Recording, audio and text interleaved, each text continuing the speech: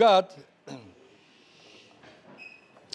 il y a un événement très curieux, tout le monde le connaît, que le Shbour dit à Moshe Rabbeinu partir en guerre, et tout d'un coup, Moshe Rabbeinu a peur. Hachem doit lui dire, Al tira auto. Il a fait la guerre avec Sichon, qui était un géant extraordinaire avec ses enfants, des grands géants. Ça ne lui a rien fait. Et quand Akadosh Baruch Hu l'envoie faire la guerre avec Og, Akadosh Baruch Hu dit Moshe, Al tira auto. N'aie pas peur. Ki biyatran ti auto. Je vais te le remettre dans tes mains. Kolamo et Tarso et son peuple et sa nation. Alors pourquoi il avait peur? Tout le monde connaît ce Rashi. Shaya Moshe Yareli Lachem. Moshe avait peur de commencer une guerre contre Og. Shemata Modlo Sruto chez l'Avraham. Puisque Og avait un srout particulier. Il a fait une fois une grande mitzvah à Abraham. Ça fait longtemps, hein. Depuis Abraham jusqu'à Moshe Rabbeinu, ça fait 300, 400 ans. Shemata Modlo Sruto chez l'Avraham. Chez Nema Vayavo Hapalit. Lorsqu'il y a eu la guerre entre les 5 rois et les 4 rois de Sdom, contre les rois de Amraphel, de Nimrod, et ils ont pris Lot comme otage, comme prisonnier. Vayavo Hapalit, Og est venu d'urgence chez Abraham pour lui dire, Abraham, ton neveu, il a été prisonnier. Og shepal min harefaim she'igu gadol haomer chaverav ashot garnaim kirak Og melech habashan. Pourquoi Og, dit le Midrash Rashi plus haut, pourquoi Og s'est mêlé d'aller dire à Abraham que son neveu a été prisonnier? Qu'est-ce que ça lui fait? Parce que Abraham avait la plus belle femme du monde, c'est marqué dans Agmara. Le monde entier, toutes les femmes du monde devant Abraham, c'était comme un singe devant un homme. Toutes les autres femmes, ça avait des singes par rapport à la beauté d'Abraham, de Sarah, pardon. Sarah. Sarah était une femme particulièrement, spécialement belle. Et donc, M. Og, il s'est dit, si je vais dire à Abraham, je le connais, c'est un homme dévoué, il va partir en guerre contre les 4 rois les plus forts du monde. Il n'y a aucune chance. Ils vont le tuer, donc sa femme deviendrait Efker, donc je pourrais la prendre. Donc toute la kavana de Og, quand il allait prévenir Abraham, il y a ton neveu qui a été attrapé, c'était une kavana très très méchante et pourrie. Et malgré tout, ce qui compte, c'est le résultat. Tu as fait quelque chose d'utile, tu as prévenu Abraham. Abraham est parti en guerre et il a délivré l'autre qui était emprisonné. Et ça, c'est grâce à Og. Donc, Moshe Rabbeinu, il s'est dit, ce Og-là, on ne peut pas faire la guerre contre tous les autres Réchaïm. Ils n'ont pas de srouillotte, même s'ils ont 500 kilos et 1000 kilos. Ce Sichon était immense. J'ai pas peur des kilos, j'ai peur des mitzvot. Comme Sichon n'avait pas de mitzvot, Abraham est allé. Mais contre Og, il avait peur. Oui. Alors, Akadosh Baruch Hu lui dit, n'aie pas peur, son trou c'est terminé. Il a eu une mitzvah qu'il a tenue pendant 400 ans, c'est déjà pas mal. Pas le trou de cette mitzvah. Et donc, il était déjà, depuis avant, il était déjà sorti du déluge. Et donc, ce bonhomme-là, il a rendu service à Abraham. Et donc, Moshe pensait que ce srout va suffire. Regardez quel srout il a. Un srout un recette qu'il a fait le plus égoïste du monde, en espérant que Abraham va se faire tuer, qu'il pourra lui prendre sa femme. On ne peut pas dire que c'est un grand homme généreux qui veut rendre service. Hein, c'est vraiment le contraire. Et malgré tout, puisque grâce à lui, Abraham a pu sauver l'autre, eh bien, il a un srout. Ça nous montre la force d'une mitzvah. Je vais raconter une histoire que j'ai entendue cette semaine. Il y avait une guerre du 7 octobre là, à Be'eri. Et un juif de Bnei Brak, un chassid, il travaillait dans les affaires avec un bonhomme de Be'eri. Et ce bonhomme lui dit, il faut que je te voie pour les affaires. C'était pendant Sukkot. Il a dit, moi, pendant Sukkot, je ne travaille pas. Je m'excuse, mais Sukkot, je suis à Bnei Brak.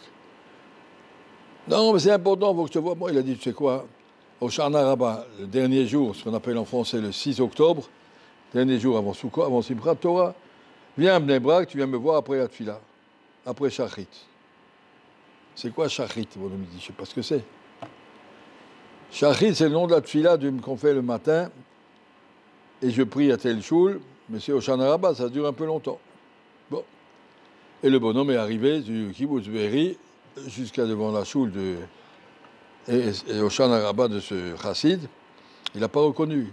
Il le connaissait comme un homme d'affaires. Là, il le voit avec un Streimel, une Beketche en soie, avec un loulav et un étrog. Il le regarde. C'est toi? Oui, c'est moi.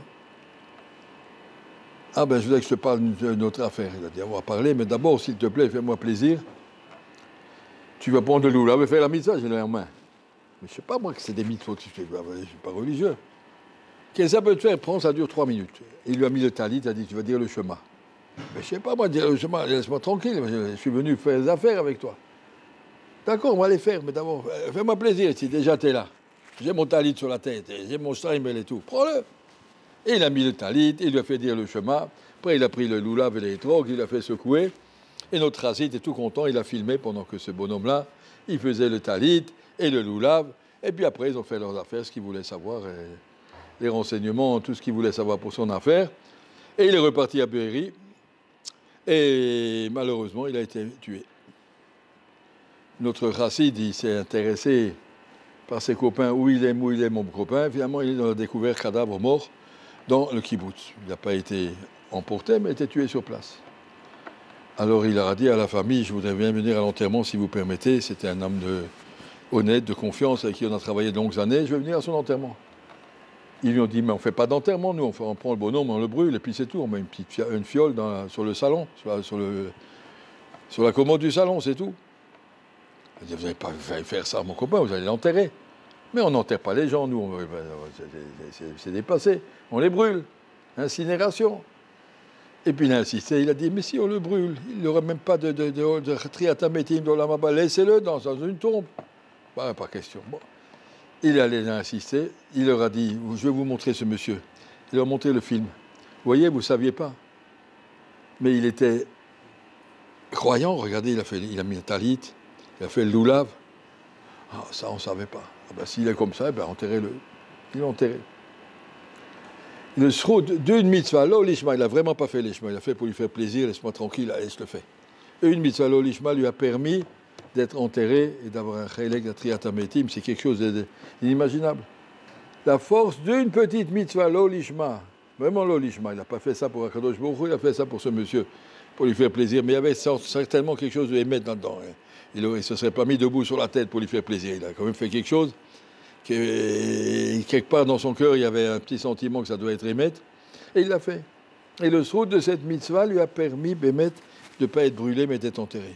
On ne sait pas combien que c'est important pour une neshama d'avoir encore un kécher avec ce gouffre, combien qu'elle va souffrir là-haut, mais au moins qu'elle a un kécher avec le gouffre, elle existe. Mais si tout a disparu, c'est horrible.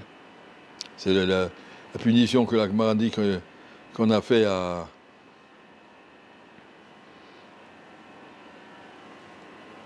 On a pris ces cendres, on les a dispersées à travers la mer, à Bilam. On a dispersé, qu'on ne retrouve plus. Et donc voilà l'enseignement, avoir la force d'une petite mitzvah l'olishma. Kol sheken, si un bachour il se dit, je vais prier au Shtibler ou je prie dans ma chambre. Petite mitzvah l'ishma, il ne sait pas combien que ça vaut. Kol sheken, s'il dit, je prie avec la yeshiva ou je prie au Shtibler, je me lève à l'heure. Il arrive à 7h10 ou à 7h, pas une grande différence, mais ça change tout. Chaque petit détail, rien ne s'oublie, rien ne se perd. Tout, chaque petit détail, je bavarde pendant le seder ou je parlerai après. Je mets de côté. Tout ce qu'on a, savoir la force. Même une mitzvah l'olishma, d'avoir dit à Abraham, tu sais, ce hog, d'avoir dit à ton neveu, mais quelle mitzvah il a fait là-dedans. C'est vraiment le pire égoïsme, le pire méchanceté. Ah ben, il y a eu quelque chose. Il y a quelque chose, sauf tu as rendu service, ça ne s'oublie pas. Ça, c'est ce qu'il faut savoir. Comme Akadosh Baruch Hu regarde chacun de nos actes, chaque détail. Et rien ne se perd, rien ne se crée, tout est enregistré. Bezrat Hashem qu'on arrive à continuer à développer notre capital.